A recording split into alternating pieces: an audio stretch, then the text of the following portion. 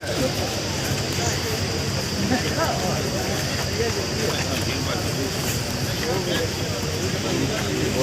महिला टीम है, इस बात का बात करने वाली। कई लोगों का कई किलो वजन घट गया।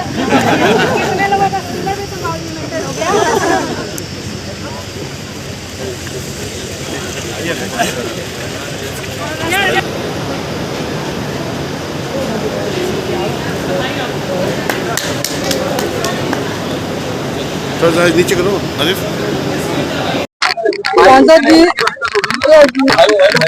मीडिया के भाइयों, आप सबका बहुत बहुत धन्यवाद है और आपके माध्यम से हम गाजीपुर और पूर्वांचल की जनता को और खास तौर से इंडिया गठबंधन के सभी घटक दलों के कार्यकर्ताओं को, नेताओं को इस चुनाव में जो गाजीपुर 75 लोकसभा क्षेत्र से 1,25,000 लगभग वोटों से जो जीत हासिल हुई है, जो 2019 के जीत के अंतर का रिकॉर्ड भी तोड़ दी है, उसके लिए हम गाजीपुर की जनता को और इंडिया गठबंधन के से संबंधित नेताओं कार्यकर्ताओं को, अपनी महिला टीम के नेताओं कार्यकर्ताओं को बहुत बहुत हार्दिक धन्यवाद और बधाई देता हूं। सांसद जी, किन मुद्दों पे लेके बीजेपी जा रही है और आप समीक्षा आप कीजिए।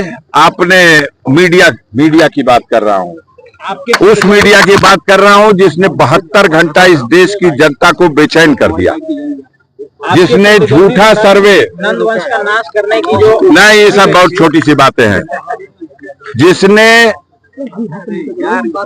देश की जनता को जो फैसला जनता दे रही थी, ठीक उसके विपरीत अपने लोभ में, लालच में और षड्यंत्र में शामिल होकर के झूठा जो प्रोपेगेंडा करने के लिए एक सर्वे और एक एग्जिट पोल जो जारी किया गया, जिससे देश की जनता 72 घंटे तक बेचैन रही, उसके लिए मुझे बहुत अफसोस है। और कल भी हमने कहा था कि अपनी साख को बट्टा लगा करके अगर चौथे स्तंभ के लोग ऐसा कर रहे हैं तो उन्हें आगे आने वाले दिनों में पछताना पड़ेगा, क्योंकि देश की जनता की निगाह में उनकी विश्वसनीयता समाप्त हो जाएगी। भाजपा के 400 पार नारे को कैसे 400 पार की कलियां गिनवा देते रहूं तो 450, 450। आज उसकी हवा निकल गई। आज भारतीय जनता पार्टी अपने दम पर सरकार बनाने की स्थिति में नहीं है। अब सहयोगी दलों की घींचाघांची शुरू है, तो उधर के चाणक्य हैं अमित शाह, इधर भी चाणक्य हैं। अब उनका खेल देखिए, अब खेल होने वाला है। मात तो पहली मात तो गोदी मीडिया की हो गई, जिसने इस चुनाव को पूरी तरह से जनता के मन पर, दिमाग पर एक भ्रम बनाने के लिए अजीब माहौल बना दिया, जहां धरातल पर सच्चाई ये है कि 250 सीट नहीं पहुंच रही भाजपा, आप उसको 400 सीट दिखा रहे हैं। झूठ की इम्तिहा है। गाजीपुर भी जिता रहे हैं जहां 1.25 लाख वोट से हार रही भाजपा। कितना पक्षपात करेंगे भाई, कितना पैसा देते हैं। अभी हमारा एक चैनल है टाइम्स नाउ, उस कल तक अभी हद हो गई। अपनी साख को कितने में बंधक रखते हैं भाई, किस तरह से विश्वसनीयता खत्म हो गई है। ये सोशल मीडिया का जमाना है, हर हाथ में मोबाइल है और कोई भी झूठी खबर परखी जा सकती है, जांची जा सकती है। बड़ी बड़ी मीडिया के लोगों से ये चूक हुई है। मैं कल भी प्रेस कॉन्फ्रेंस में ये बात कहा था, और पूर्वांचल में किस तरह सफाया होने जा रहा, आज वो दृश्य आपके सामने है। चंदौली को मैंने कहा था जीत रहा हूं, जीत लिया। हमने ऐलान किया था बलिया, आपने देख लिया फैसला, जनता का फैसला। हम एग्जिट पोल नहीं कर रहे थे, हम अपने 50 साल के जीवन के अनुभव के आधार पर कर रहे थे। घोसी भी जीतेंगे, लालगंज भी जीतेंगे, आजमगढ़ भी जीतेंगे, जौनपुर भी जीतेंगे, मछलीशहर जीतेंगे, ये सारी जीतें जीत लिए। आज समाजवादी पार्टी इस देश में तीसरी सबसे बड़ी पार्टी बन गई। जिस समाजवादी पार्टी को एग्जिट पोल वालों ने अंडर 10 कर दिया था, आज वो समाजवादी पार्टी देश की तीसरी सबसे बड़ी राजनीतिक पार्टी है। और वो भारतीय जनता पार्टी जो विश्व की सबसे बड़ी पार्टी है, आज वो निर्भर है चंद्रबाबू नायडू की कृपा पर। आज उसकी हालत खराब है और वो निर्भर है नीतीश कुमार पर। अब देखिए, आने वाले दिनों में देखिए, अब वो सरकार नहीं रह जाएगी। इंडिया गठबंधन बहुत सा आपके इस एग्जिट पोल की वजह से जो भ्रम फैला, विश्वसनीयता पे आपके भी साख पर बट्टा लगा, जनता को भी बेचैनी हुई, परेशानी हुई। कितने लोगों को हार्ट अटैक हो गया, कितने लोग अस्पताल में भर्ती हो गए। मेरा साथी मुन्नन यादव हमको फोन पे बोला कि भैया मेरा बीपी ऊपर वाला 90, नीचे वाला 55 हो गया है। हम कह रहे भैया रास्ते में छोड़ के जीबा का गिनतिया तो करा लो कम से कम, जल्दी जल्दी इनको इलेक्ट्रॉल पिलाइए, इनको बचाइए। अब तो साहब आप एक एक नाम लेकर के आप मत कीजिए, मेन नाम है मोदी पे सवाल कीजिए। मैंने कल कहा था कि जीतेंगे भी तो अपनी जीत पर शर्मिंदा होंगे।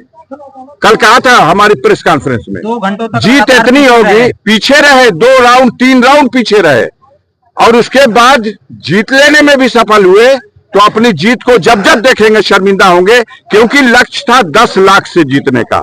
विश्व का सबसे बड़ा नेता और चुनाव गिनती के दौरान हार भी रहा है, ये खबर फ्लैश होती थी। कैसा लग रहा था जो नजारा था उत्तर प्रदेश में? कोई सीट आप मानने को तैयार थे? कोई सुनने को तैयार था कि अंबेडकर नगर जीतेंगे? हद हो गई। भगवान के नाम पर वोट मांगने वालों को भगवान का को पैसा लगा कि अयोध्या की सीट भी हार गए, फैजाबाद की सीट पर अवधेश प्रसाद समाजवादी पार्टी के परचम लहरा करके साबित कर दिए। अंबेडकर नगर की सीट, बाराबंकी की सीट। ये गठबंधन जिस तरह से उत्तर प्रदेश में भारतीय जनता पार्टी के सामने मुकाबले में एक मजबूत दीवार बन के खड़ा हुआ है, अब गिनती उल्टी शुरू हो गई उत्तर प्रदेश सरकार की। आने वाले में देखिएगा, नंबर उनका है और पूरी ताकत के साथ ये गठबंधन भारतीय जनता पार्टी की जड़ें खन के फेंक देगा। जिन्होंने नफरत की फिजा बना दी, जिन्होंने अहंकार के बल पर, अन्याय के बल पर जनता को डरा करके वोट लेने की कोशिश की, जनता ने उनका मुंहतोड़ जवाब दिया है इस इलेक्शन में। कोई काम हमसे उम्मीद मत अब काम हम आजे मत गिनाइए, काम हमसे कुल उम्मीद रखिए जो हमारे बस का करेंगे। हमारी लड़ाई बंद नहीं है।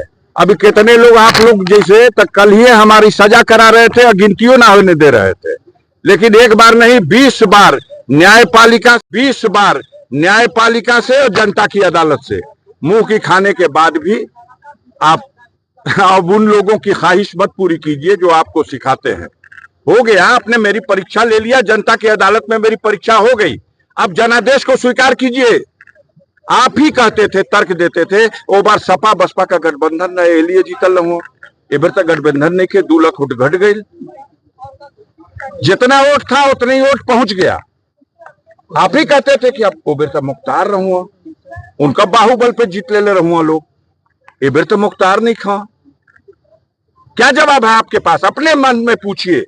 आपको सवाल बताने वाले जो आपको सवाल बता रहे हैं उनसे पूछिए कि जनता ने इसका क्या जवाब दिया है। जनता के जनादेश को स्वीकार कीजिए। आप चौथे स्तंभ हैं, आप स्वीकार कीजिए और आपके माध्यम से ये खबर जब जनमानस में जाए तो जनमानस को ये लगे कि हमारे खबर दिखाने वाले खबर नवीसों ने जो सच्चाई थी वो दिखाया। दूसरा जीत जाए तो जातवाद हो गया और आप जीत जाए तो विकास जीत गया। आप जीतिए तो विकास जीत गया और दूसरा जीत जाए तो जातवाद जीत गया। धन्यवाद।